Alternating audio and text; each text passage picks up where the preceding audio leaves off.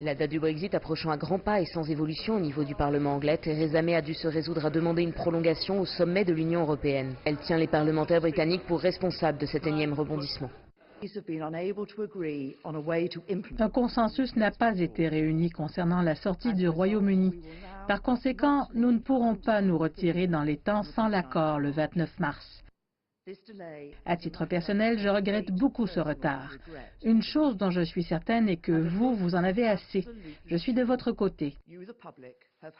L'heure est venue pour les parlementaires de décider. Aujourd'hui, j'ai écrit à Donald Tusk, président du Conseil européen, pour lui demander une courte prolongation de l'article 50 jusqu'au 30 juin, accordant ainsi plus de temps aux députés pour qu'ils décident définitivement.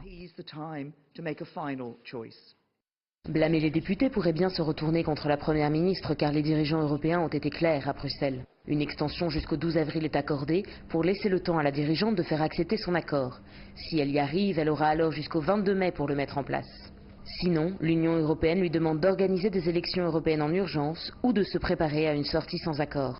Nous avons répondu à cette situation de manière claire, en mettant les Britanniques face à leurs responsabilités, en disant, au fond, vous avez le choix de voter et de clarifier votre position d'ici au 12 avril. Au-delà du 12 avril, si vous n'êtes toujours pas là et si vous avez décidé de ne pas organiser des élections, vous ne pourrez plus être là au-delà des élections européennes, quoi qu'il advienne.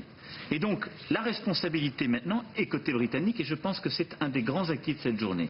Au sommet de l'Union européenne, certains espèrent toujours qu'un retour en arrière reste possible.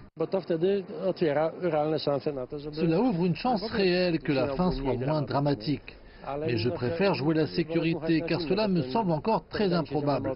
J'adorerais que les Britanniques se lancent dans des élections et qu'ils envisagent sérieusement d'annuler le Brexit. Eh bien, c'est mon opinion personnelle. Les chances pour que cela arrive sont encore très faibles à mon avis. Mais au moins, nous avons envisagé que si cela se produisait, les possibilités techniques permettant sa réalisation soient présentes. Alors que la sortie de l'Union européenne était programmée pour le 29 mars, elle vient d'être repoussée au 12 avril au plus tôt. Et un report du Brexit au 22 mai a été voté au Parlement européen, mais ne sera accepté que si Theresa May arrive enfin à faire voter son accord par le Parlement britannique.